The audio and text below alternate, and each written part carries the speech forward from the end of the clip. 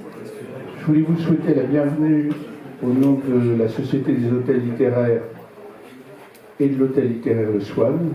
Vous dire que c'est un très grand honneur pour nous d'accueillir le lancement de cette revue. Déjà parce que quelqu'un qui a l'audace, allez, on va même dire la témérité de se lancer dans l'aventure invraisemblable d'une revue littéraire, je trouve que ça mérite tous les soutiens du monde. Donc, ce que je constate, c'est qu'il faut qu'ils achètent au moins 10 abonnements chacun, et ça y est. Oui, ça sera bon pour le deuxième numéro. Je vous invite à la présentation du deuxième numéro, qui ne tardera pas. Et je crois même que ce soir, on va vous annoncer de quoi il est constitué.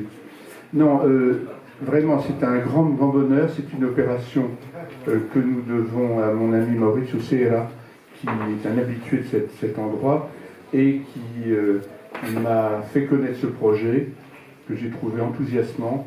Mauricio a eu les mots pour me dire « Tu vas voir, c'est vraiment très bien ». Et de fait, c'est vraiment très bien. J'ai été un des premiers destinataires de la revue. Pour ceux qui ne l'ont pas encore, il faut absolument l'acquérir très très vite. Il y a des articles remarquables, je ne dirai pas lesquels, parce qu'il y a des gens qui en ont écrit ici ce soir, et je ne voudrais pas ne pas les citer tous. Mais bon, non, c'est un très bel exemplaire. Je vais laisser au créateur la charge de vous expliquer comment tout va s'organiser ce soir. Si vous êtes sage, si vous posez des bonnes questions, on vous servira à boire, mais seulement à la fin et seulement si vous avez été sage. Merci beaucoup.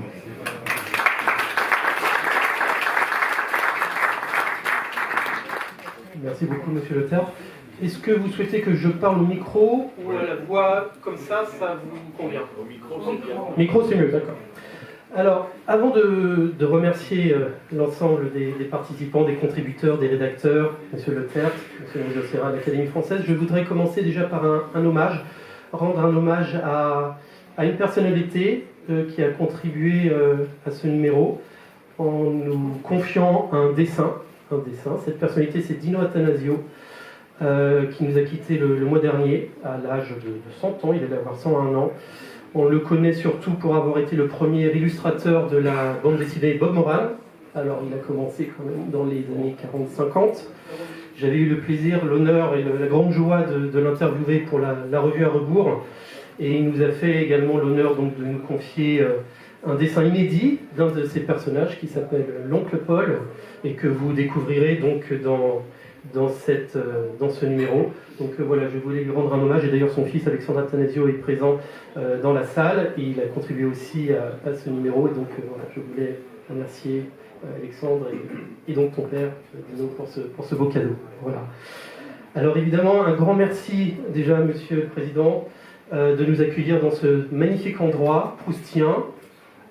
C'est un endroit qui m'est aussi cher à mon cœur parce que c'est ici même, il y a quelques années, peut-être 2 ans, 3 ans, que j'ai interviewé pour la première fois mon grand ami Mauricio Serra de l'Académie française qui me fait le plaisir et l'honneur d'être présent ce soir et de parrainer aussi cet événement et qui inaugure donc notre numéro avec un entretien qu'il a eu la gentillesse de m'accorder. On était à Rome, près de la place Farnèse, si je me souviens bien. Voilà. Et je sais ce que je vous dois, cher Mauricio. C'est aussi grâce à vous que nous sommes ici présents ce soir. Et pour ça, je vous remercie et vous avez droit à ma plus profonde gratitude. Voilà, merci encore. Bien sûr, je remercie tous les contributeurs de la revue, les auteurs, qui sont présents au premier rang, un peu partout. Je vais en citer, j'espère que je ne vais pas oublier, donc Madame Bénédicte Berger-Chignon, Monsieur Jean-Michel Delaconté, Monsieur Manuel Baudot, Madame Sarah Vajda, Monsieur Christian Guillet, Monsieur Maximilien Frisch, qui nous fera une lecture tout à l'heure, je vais en parler, Monsieur François de Closet, et Monsieur Roy d'Ascencio, Monsieur Joseph-Antoine Dornano, et où est-ce qu'il y en a d'autres Monsieur Jacob Bonachauver, qui se cache par là, voilà. Mais il ne faut pas que j'en oublie, je suis vraiment désolé si je ne vois. Bien sûr, Fabrizio Tribuzio qui prend les photos actuellement, qui a écrit un très joli article sur René Fallet. Benjamin Fayet qui nous a fait une petite interview de l'historien Alain Corbin qui est arrivé, qui est par là. Je ne sais pas si Guilhem Barbet est arrivé, si Robin Lewis est arrivé. Bon. Et écoutez, pour l'instant, oui, je pense que j'ai fait à peu près le tour. Et je remercie bien sûr toute l'assistance d'être venue en nombre. Hein. Désolé pour les personnes qui restent debout, effectivement. Les places étaient chères.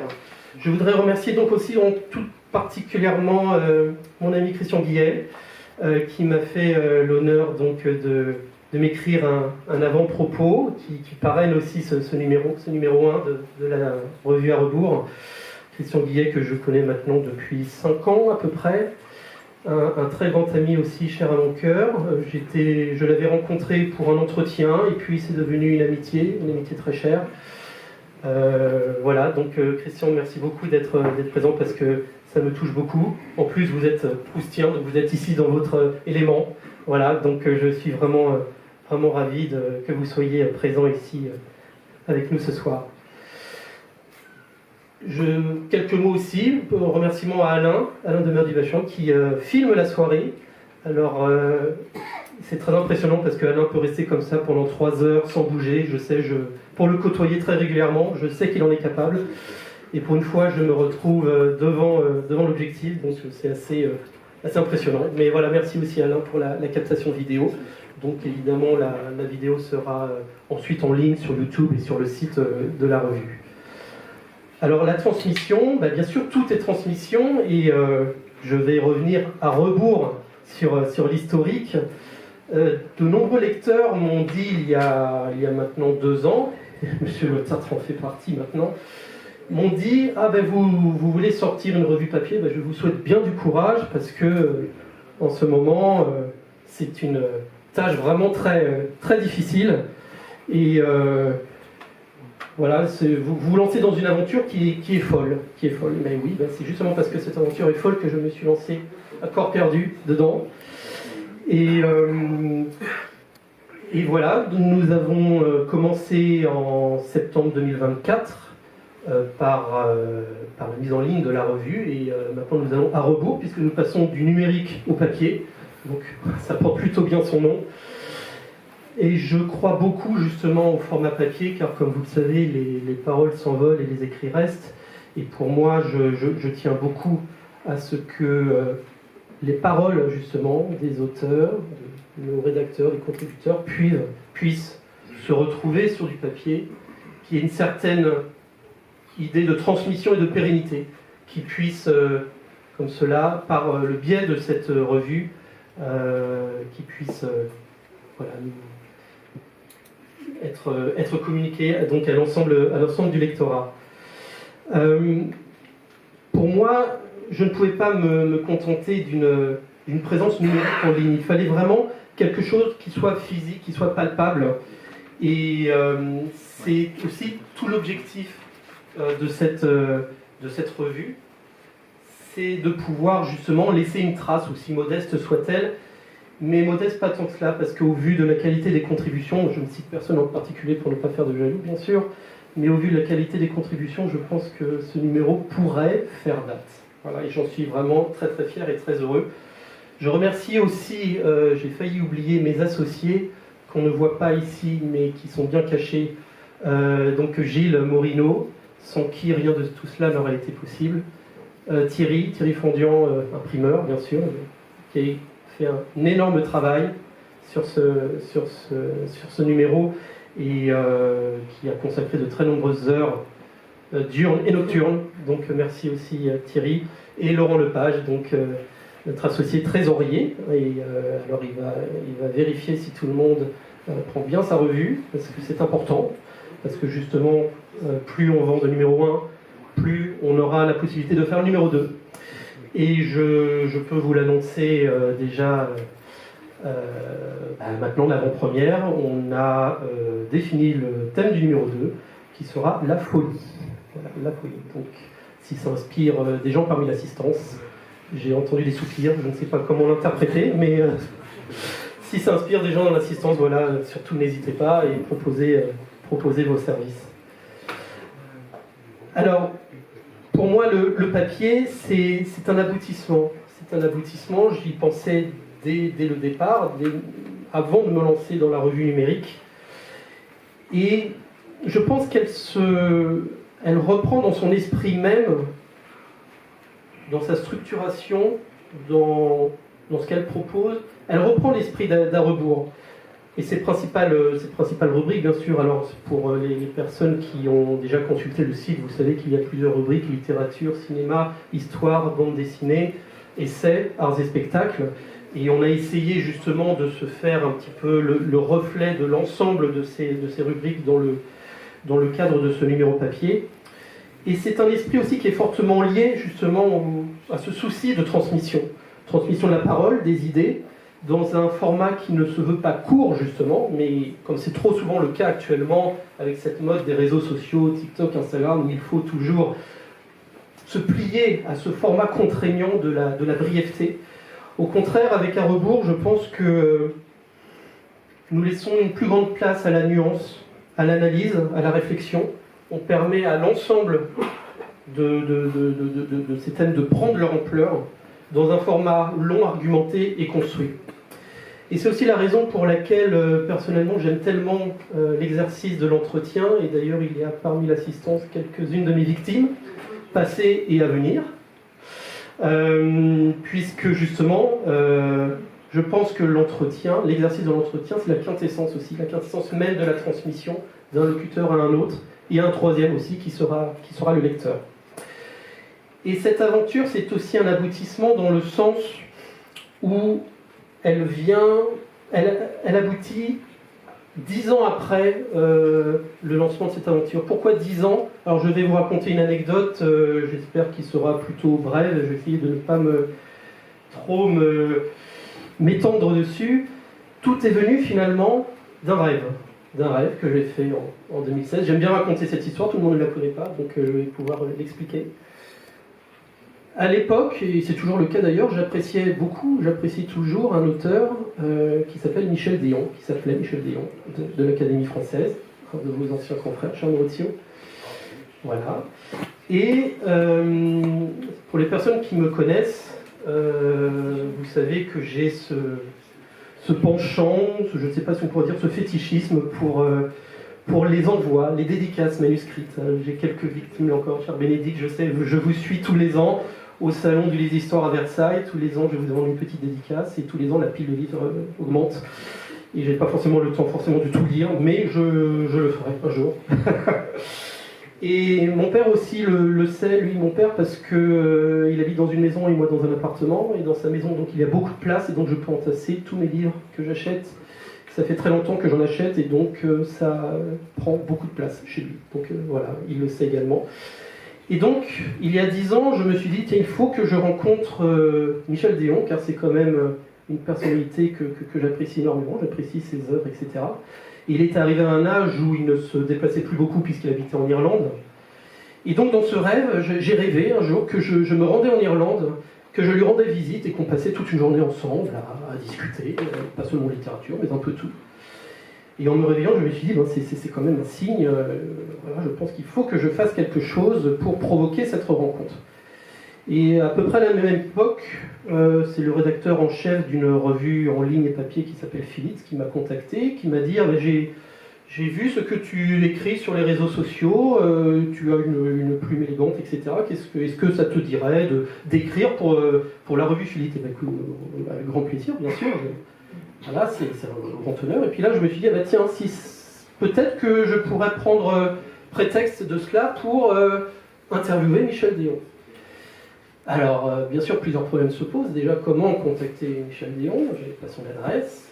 Comment le rejoindre en Irlande? Parce que je n'avais pas le permis de conduire, et je ne l'ai toujours pas d'ailleurs. Et alors, je me suis dit, bon, il faut que je trouve un moyen de le contacter. Et puis, à ce moment-là, il y a une séance dédicace qui s'est déroulée dans un endroit assez pittoresque. C'était même pas une librairie, mais c'était une papeterie, voilà, près de Sully-Morland. Une séance dédicace avec Frédéric Vitou, un autre de vos confrères de l'Académie française, qui était un grand ami de Michel Déon. Et je profite de cette occasion pour lui dire, voilà, j'aimerais bien écrire à Michel Déon et entrer en contact avec lui. Quel conseil pouvez-vous me donner? Il me donne son adresse, il me dit écrivez-lui à cette adresse, il vous répondra avec grand plaisir. Ce que j'ai fait, j'ai pris ma plus belle plume, plus beau papier verger, j'ai écrit cher maître, voilà, très cérémonieux. Je lui ai écrit une longue lettre de 4 ou 5 pages, et quelques jours après, j'ai reçu, contre toute attente, parce que je n'y croyais pas trop, j'ai reçu une réponse. Il m'a dit écoutez, avec grand plaisir, merci beaucoup pour cette très aimable lettre, vous venez en Irlande, à Comté de Galway, quand vous voulez. Très bien, alors, je lui ai dit écoute, ça tombe bien, je compte passer des vacances en Irlande, c'était pas du tout prévu, mais j'ai pris ce prétexte pour passer des vacances en Irlande. Et alors là, le problème du permis de conduire se pose, puisqu'il habitait quand même au beau milieu du comté de Galway. Et donc, pour y aller, il faut une voiture. Et donc, à l'époque, j'ai demandé à des amis s'ils pouvaient bien m'accompagner. Dans ces cas-là, généralement, les amis disent « Ah ben non, on a autre chose à faire. Voilà, demande à quelqu'un d'autre. » Okay. J'étais célibataire, donc je n'avais pas la possibilité de me faire accompagner par quelqu'un qui avait le permis. Donc, une seule solution s'est présentée à moi, ma mère. J'ai demandé à ma mère, qui avait toujours voulu partir avec moi en vacances, qui avait le permis, et qui n'avait rien à faire cet été-là. Je lui ai dit, est-ce que tu voudrais partir en Irlande avec moi? Elle me dit, oui, oui, bien sûr, avec grand plaisir. Bon, on va en profiter à un moment du séjour, on va voir un écrivain, si ça t'ennuie pas. Elle me répond non, bien sûr. Il s'appelle Michel Déon, il faudrait quand même que tu lises au moins un livre de lui avant, parce que ce serait préférable. Et nous voilà partis en Irlande, en août, début août.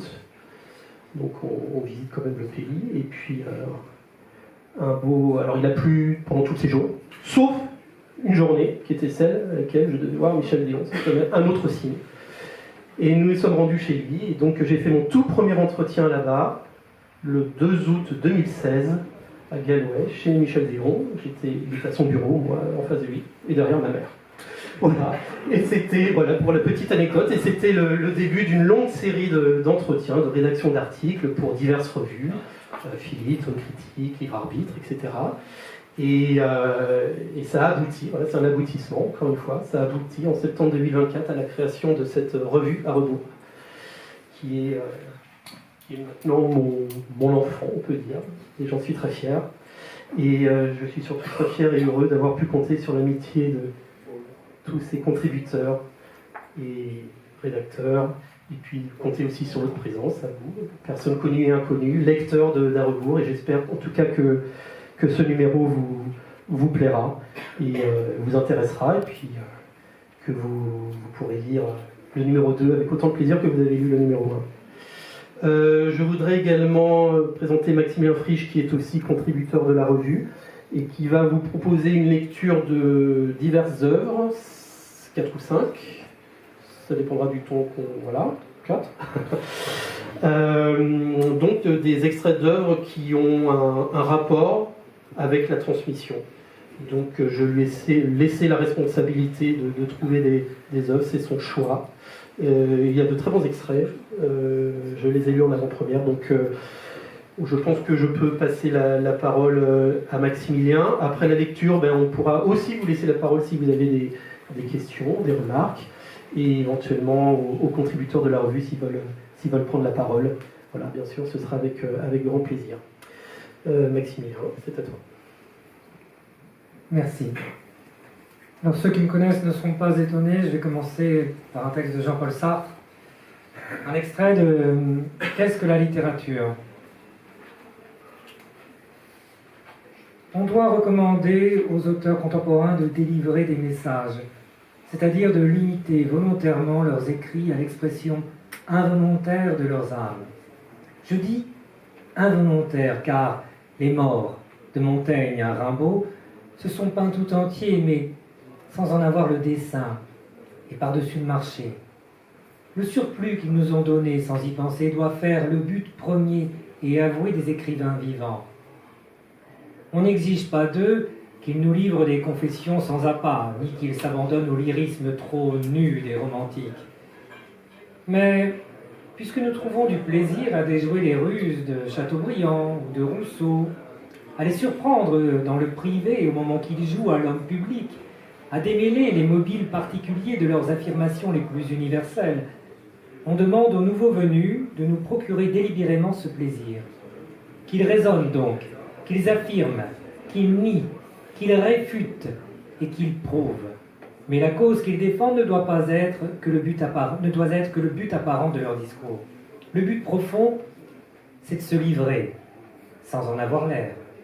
Leur raisonnement, il faut qu'ils les désarment d'abord, comme le temps a fait pour ceux des classiques, qu'ils les fassent porter sur des sujets qui n'intéressent personne ou sur des vérités si générales que les lecteurs en soient convaincus d'avance.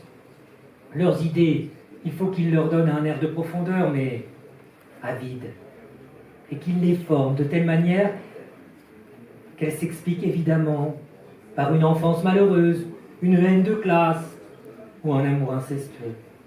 Qu'ils ne s'avisent pas de penser pour de bon, la pensée cache l'homme et c'est l'homme seul qui nous intéresse. Un sanglot tout nu n'est pas beau, il offense. Un bon raisonnement offense aussi, comme Stendhal l'avait bien vu, mais un raisonnement qui masque un sanglot, voilà notre affaire. Aux pleurs, ce qu'ils ont d'obscène. Les pleurs, en révélant son origine passionnelle, ôtent au raisonnement ce qu'il a d'agressif.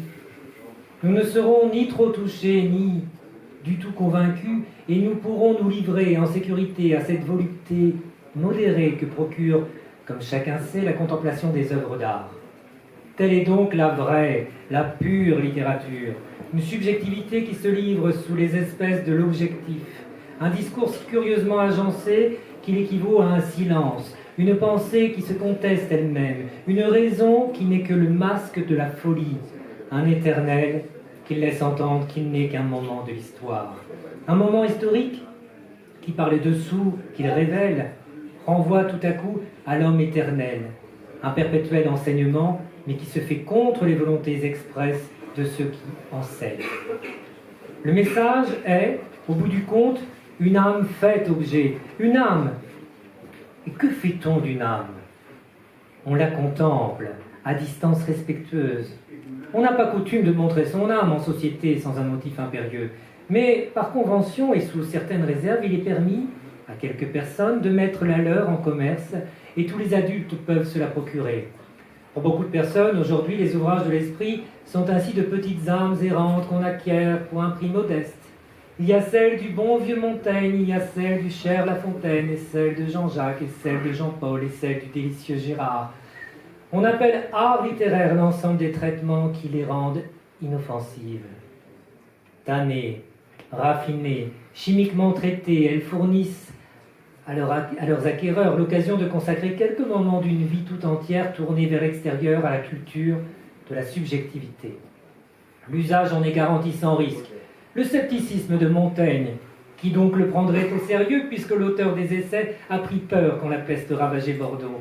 Et l'humanisme de Rousseau, puisque Jean-Jacques a mis ses enfants à l'asile. Et les étranges révélations de Sylvie, puisque Gérard de Nerval était fou.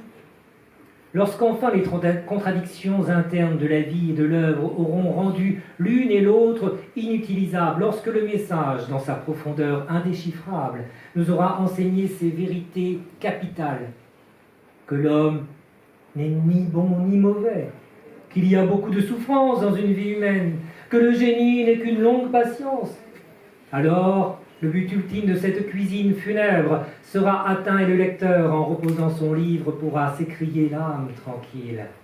Tout cela n'est que littérature.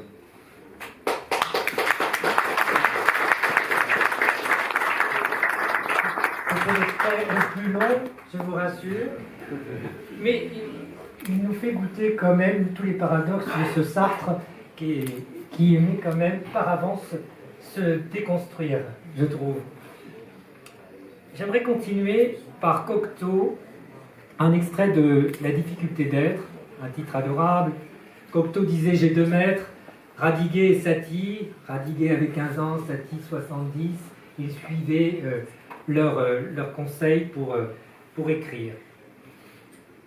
Alors, voilà, de la lecture, ça s'appelle. Je ne sais ni lire ni écrire. Et quand la feuille du recensement me le demande, j'ai envie de répondre que non. Qui sait écrire? C'est se battre avec l'encre pour tâcher de se faire entendre. Ou bien l'on soigne trop sa besogne, ou bien on ne la soigne pas assez. Rarement on trouve l'entre-deux qui boite avec grâce. Lire est une autre affaire, je lis, je crois lire. Chaque fois que je relis, je m'aperçois que je n'ai pas lu. C'est l'ennui d'une lettre. On y trouve ce qu'on y cherche, on s'en contente. On la range. Si on la retrouve, à la relire, on en lit une autre qu'on n'avait pas lue. Les livres nous jouent le même tour. S'ils ne correspondent pas à notre humeur présente, nous les trouvons pas bons. S'ils nous dérangent, nous en faisons la critique et cette critique s'y superpose, nous empêche de les lire loyalement. Ce que le lecteur veut, c'est se lire. En lisant ce qu'il approuve, il pense qu'il pourrait l'avoir écrit. Il peut même en vouloir au livre de prendre sa place, de dire ce qu'il n'a pas su dire et que selon lui, il dirait mieux. Plus un livre nous importe, plus mal nous le lisons. Notre substance s'y glisse et le pense à notre usage. C'est pourquoi, si je veux lire et me convaincre que je sais lire, je lis des livres où ma substance ne pénètre pas. Dans les maisons de santé où j'ai passé de longues périodes, je lisais ce que m'apportait la garde, ou ce qui tombait chez moi par hasard. Ce sont des livres de Paul Féval, de Maurice Leblanc, de Xavier Leroux, et d'innombrables livres d'aventure ou livres policiers qui faisaient de moi un lecteur attentif et modeste. Rocambole, Monsieur Lecoq, Le Crime d'Orcival, Fantomas, Chéri Bibi, tout en me disant « tu sais lire », me parlait trop, ma langue, pour que je n'en fisse pas, à mon insu, quelques prises, pour que mon esprit ne les transformant pas à la mesure de son corps. Cela est si vrai que, par exemple, vous entendez maintes fois cette phrase dite par un tuberculeux parlant du livre de Thomas Mann, La montagne magique. C'est un livre qu'on ne peut comprendre si l'on n'a pas été tuberculeux. Or, Thomas Mann l'a écrit sans lettres, et justement pour faire comprendre la tuberculose à ceux qui ne la connaissent pas. Nous sommes tous malades. Et ne savons lire que les livres qui traitent de notre maladie. C'est le succès des livres qui traitent de l'amour, puisque chacun croit être le seul qui l'éprouve. Ils pensent, ce livre est à mon adresse, qu'ils peuvent entendre les autres. Comme ce livre est beau, dit la personne qu'ils aiment, dont ils croient, ils se croient aimés et à laquelle ils se hâtent de le faire lire, mais elle le dit parce qu'elle aime ailleurs. C'est à se demander si le rôle des livres qui parlent tous pour convaincre n'est pas d'écouter et d'opiner du bonnet. Dans Balzac, le lecteur trouve ça pâture. C'est mon oncle, se dit-il, c'est ma tante, c'est mon grand-père, c'est Madame X, c'est la ville où je suis né. Dans Dostoïevski, que se dit-il? C'est ma fièvre, c'est ma violence, c'est mon entourage, que mon entourage ne soupçonne pas. Et le lecteur croit lire. La glace sans teint lui stimule. La glace sans teint lui simule un miroir fidèle. Il reconnaît la scène qui se joue derrière, comme elle ressemble à ce qu'il pense. Comme ils collaborent, lui et elle, comme elle en reflète l'image, comme ils se réfléchissent bien. Voilà, ça c'était Cocteau.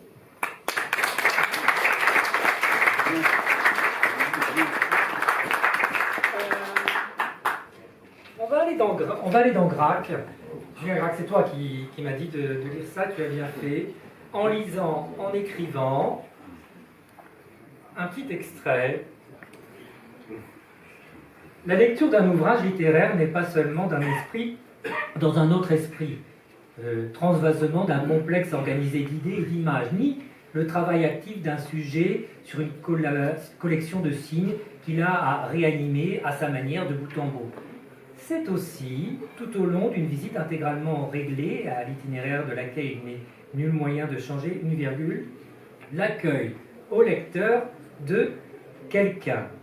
Le concepteur et le constructeur, devenu le nu propriétaire, qui vous fait du début à la fin les honneurs de son domaine, et de la compagnie duquel il n'est pas question de se libérer.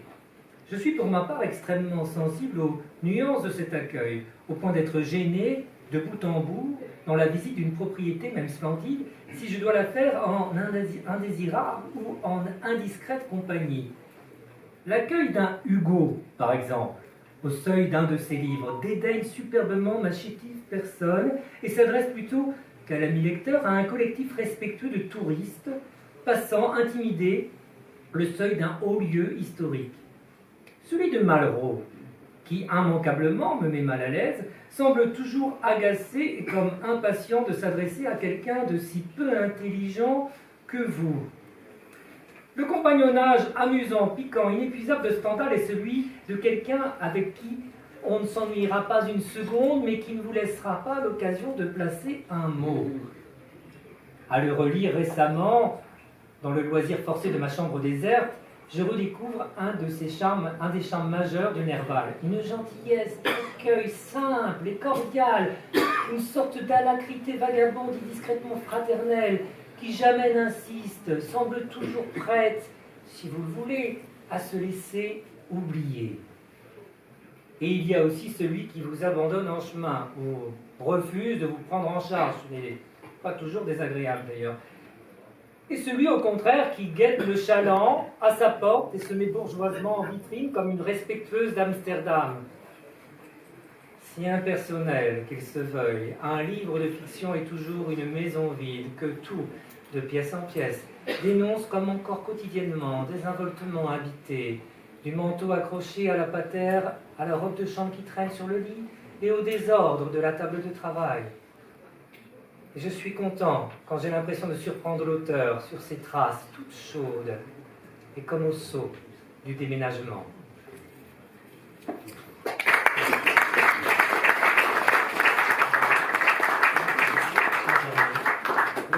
Le dernier est un extrait d'André Suarez, des pages inédites qui ont été publiées récemment au Condottière, dirigé cet ouvrage d'édition par l'ami Stéphane Barsac.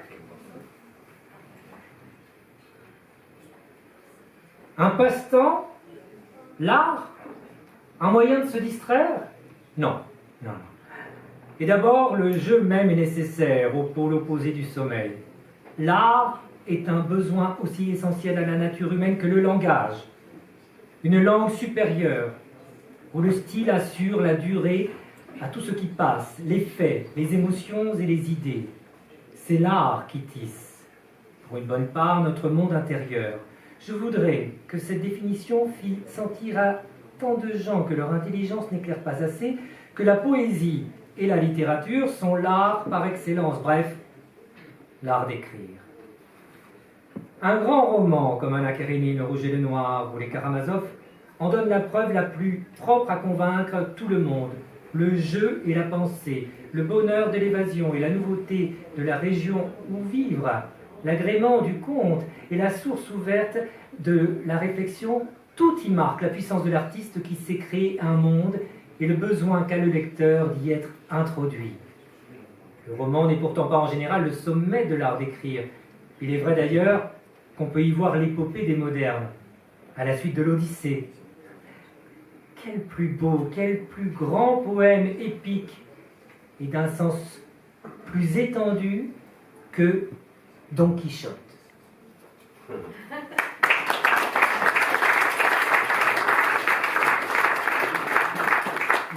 Merci beaucoup, cher Maximilien. Avant de donner la parole à Maurizio Serra, j'ai oublié évidemment tout à l'heure de vous transmettre le bonjour de deux amis de la revue, Pascal Quignard qui aurait dû être présent mais qui est en déplacement à Nice actuellement, et Jean-Jacques Schull qui est un très bon ami qui m'a appelé quelques instants avant la conférence et qui m'a dit est-ce que vous pouvez mettre je vous appelle et vous mettez le haut-parleur, comme ça j'écoute toute la discussion. Je dis Jean-Jacques, ça va être quand même un peu compliqué.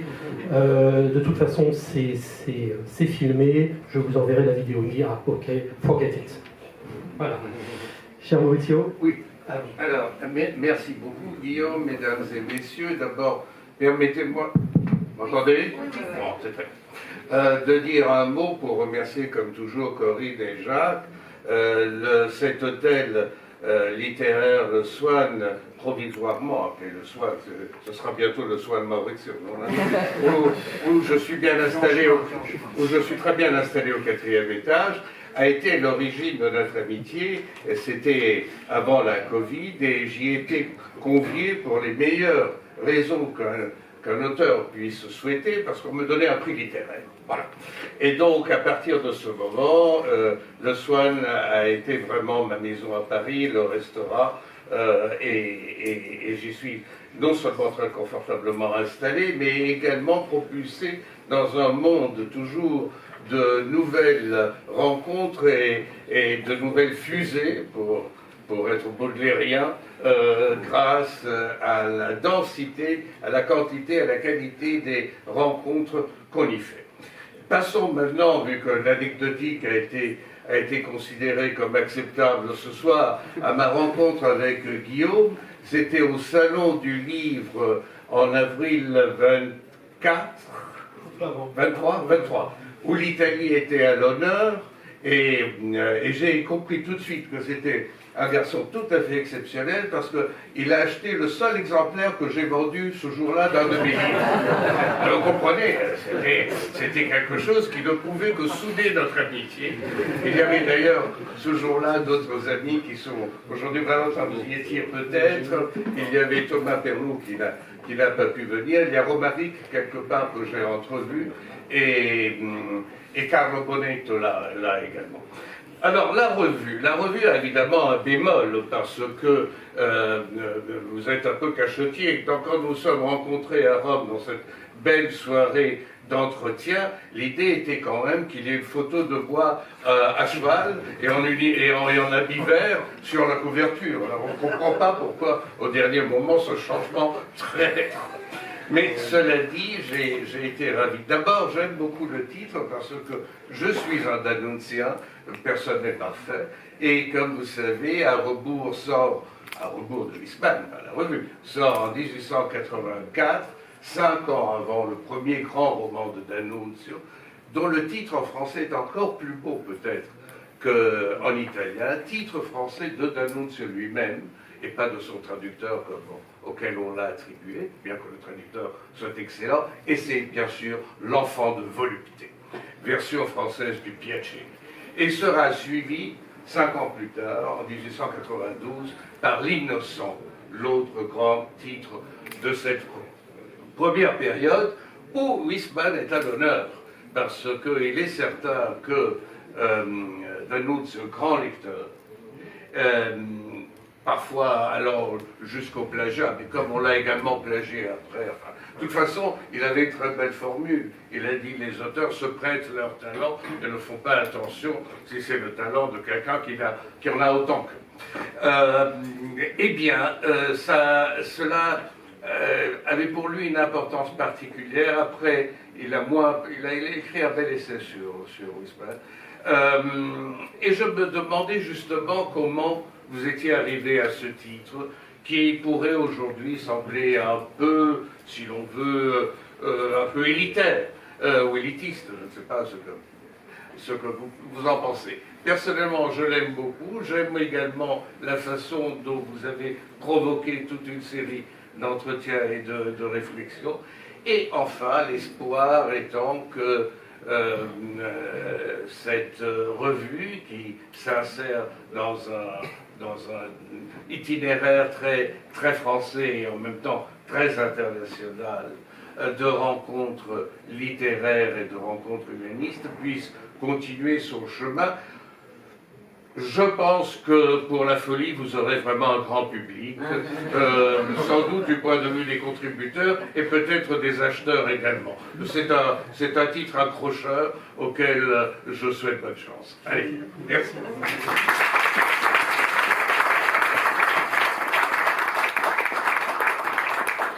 Merci beaucoup, c'est toujours un grand plaisir de vous écouter. S'il y a peut-être des questions, des remarques ou des contributeurs qui souhaitent... Vous n'avez pas dit pourquoi vous avez choisi à rebours, Guillaume?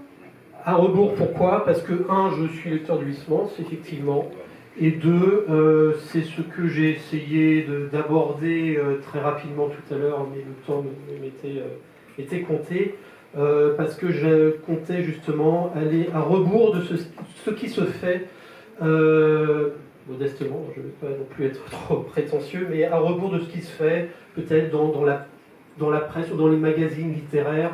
Je sais, pour l'avoir vécu d'assez près, on m'a toujours reproché de faire des entretiens très très longs, très amples, avec de très longues questions. Alors c'est un défaut, mais je pense aussi que c'est une qualité. Et parce que ça permet d'aller vraiment plus profond des choses. Et voilà, je me suis dit, je vais aller à rebours de cette mode qui veut justement tout réduire, tout raccourcir. Voilà, moi je fais quelque chose qui permet aux auteurs, aux écrivains, romanciers, historiens, etc., d'aller au plus profond de ce qu'ils pensent, de leur pensée. Et c'est pour ça que la revue papier était un aboutissement tout à fait naturel dans la continuité du numérique, mais différent aussi du numérique. Voilà, c'était simplement ce petit clin d'œil-là. Je ne sais pas si quelqu'un, peut-être, dans l'assistance, veut prendre la parole.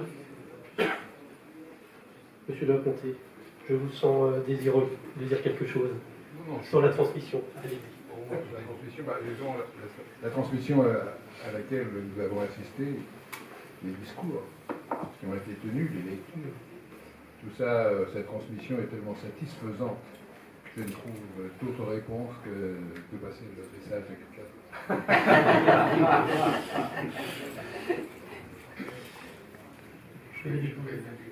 Oui.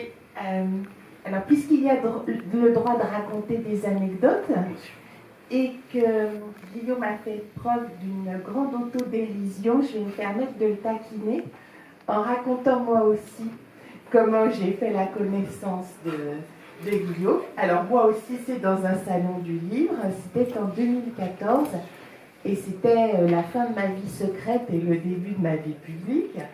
Et j'ai vu arriver ce jeune homme.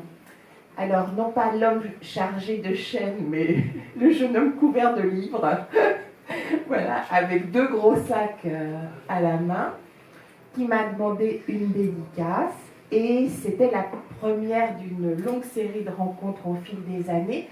Et j'avais pris l'habitude, du coup, de lui proposer de garder ses sacs, ses emplettes, derrière ma chaise. Et je dois avouer qu'un salon sans Guillaume, ce n'était pas un salon réussi. Et je l'ai vu donc arriver cet automne avec d'autant plus de joie et de satisfaction. Et quand il m'a parlé de la revue et du thème de la transmission, eh bien je me suis jetée sur lui et j'ai demandé si je pouvais en être. Et je vous remercie beaucoup, Guillaume, pour toutes ces belles années où j'ai eu plaisir à vous rencontrer. Et là, je suis très heureuse de vous voir en vedette et je vous ai demandé une dédicace.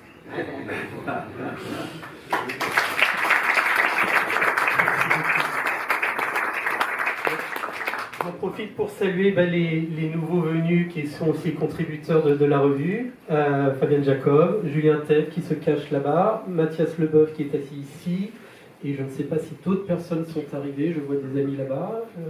Non, pas d'autres. Bon. Ah, si, Paul Grévillac, voilà, qui se cache derrière la colonne et qui nous avait fait le grand plaisir de nous donner en avant-première les bonnes pages de son tout dernier roman, Le Creuset des Sorciers, qui est sorti chez Gallimard il y a quelques jours. Voilà. Est-ce qu'il y a des questions ou est-ce que vous avez tous envie de manger des madeleines et de boire du champagne? Non. Si? Non. Dernier prix. Eh bien, on peut clore ici. Ah, si, si. Ah, oui, pardon, oui. Jacobo Maciolera, allez-y. Merci Guillaume. Alors, mon nom c'est Jacobo Maciolera. Je suis très honoré de contribuer à cette revue à rebours. Je suis très honoré aussi d'être ici à l'hôtel littéraire Le Swan. Je suis venu à plusieurs reprises écouter Jean-Yves Tadier et puis être sous l'égide de Marcel Proust. Marcel Proust, le Dreyfusard, le défenseur du capitaine. Alors j'ai écrit un texte pour la revue, il y a 6 mois à peu près. Hein. Ça s'appelle Le peuple des prisonniers. Alors je dois vous dire, je suis d'origine cubaine. Bon. J'écris à la fois en espagnol et en français. Et je dois à mon ami Kabil Nabil Kenana le fait de publier dans la revue Catherine Guillaume, que je rencontre pour la première fois. Mais j'avais déjà participé à votre revue en ligne avec une interview que m'avait fait Nabil sur la littérature cubaine de l'exil. Alors, c'est le deuxième numéro, ma deuxième contribution, mais il y a une continuité. Alors, le peuple des prisonniers, c'est à la fois une revendication et un état naturel. Ça part d'une expérience, de deux expériences personnelles, l'une à Cuba et l'autre en France, ou plutôt à l'envers, l'une en France et l'autre à Cuba, de séjours très brefs en prison. Et j'ai voulu raconter les histoires, transmettre les histoires de nombre de mes compatriotes qui ont passé 20 ou 30 ans dans les prisons castristes. Et c'est quelque chose qui est très peu connu en France, mais depuis 1959, c'est le cas. Quand ils n'ont pas été fusillés, ils ont passé 20 ou 30 ans. Il y avait un ex-prisonnier qui est maintenant mort, qui disait à Cuba, on colle 20 ans à n'importe qui pour n'importe quoi. Et j'ai connu tous ces gens-là. Enfin beaucoup, pas tous. Hein. Et j'ai eu la nécessité de raconter leurs histoires, pour transmettre le souvenir de ce qu'ils avaient été. Et voilà, puis j'ai élargi cela à un nombre d'autres prisonniers, d'autres latitudes, et notamment aux prisonniers russes morts il y a 2 ans, Alexei Navalny, et aussi à mon ami Boalem Sansal, qui a été en prison pendant presque 1 an et qui est aujourd'hui en liberté. Je veux dire qu'une revue comme Un Rebours est une très belle revue littéraire, mais que les textes sont aussi des armes pour combattre les dictatures. Et c'est cela que j'ai voulu faire. Je te remercie, Guillaume, d'avoir accueilli ce texte, Le peuple des prisonniers.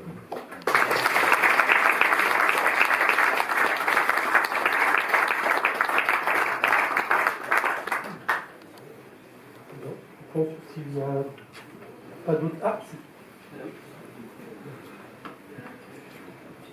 c'est un détail, mais par rapport au thème de votre deuxième numéro à rebours, est-ce qu'il n'y a pas un lien entre la transmission et la folie? Quand il n'y a pas de transmission, il y a folie. Est-ce que vous avez pensé à ça? Justement, le lien sera étudié dans le cadre de ce numéro. Mais, il y a un lien, et j'ai fait le parallèle entre ces deux thèmes-là. Ça m'est venu assez naturellement comme ça. J'en ai parlé à mes associés qui m'ont dit oui, c'est un très bon thème. Effectivement, la folie peut intervenir s'il n'y a pas de transmission, parce que nous sommes tous le produit de quelque chose, de quelqu'un, d'une histoire, de culture, de valeur, quelle qu'elle soit. Et si on perd ce contact, si on perd ce lien, eh ben on peut rapidement perdre la raison aussi. Donc voilà, la raison de ce lien. Mais on disait, on voit donc que la folie se transmet aussi. Et la folie se transmet également, bravo. C'est ce que je voulais dire. Ah bon? Mais c'était un peu plus. Mais c'était un rebours, justement.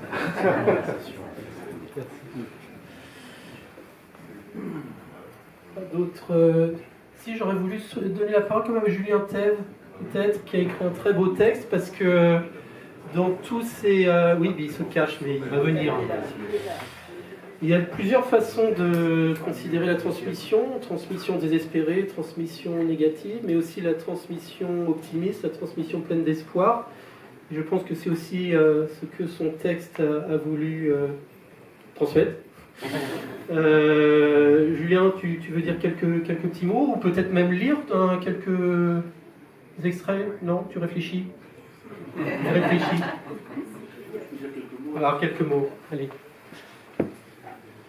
Bonsoir. Ouais, la transmission. J'ai écrit un texte dans cette revue à rebours. En fait, pour moi, la transmission, elle se fait dans les deux sens. Et j'ai eu la chance en 2021 d'animer un atelier d'écriture dans une école d'acteurs et d'actrices. Et ça a été une expérience extrêmement forte en temps de couvre-feu. Et voilà, j'ai autant reçu de cette jeunesse vibrante, vivante, pleine d'imaginaire. Et voilà, j'ai eu envie de témoigner de ça dans la revue, donc je vous laisse découvrir tous ces textes et j'ai vraiment hâte, Guillaume, de découvrir tout ce que ces auteurs et autrices racontent à propos de la transmission. C'est tout ce que j'ai à dire.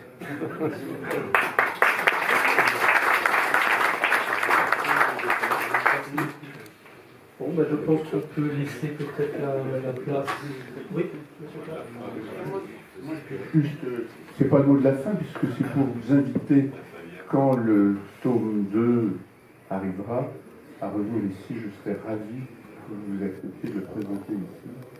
Ça va prendre combien de temps pour faire une folie, justement? Allez, si on est optimiste, justement, ça paraîtra en septembre. Ah oui, carrément. Voilà. Ça demande du temps. Non, mais j'entends bien, mais déjà septembre, c'est très bien. Bon, il va falloir se préparer psychologiquement. Merci, on va vous servir à boire maintenant.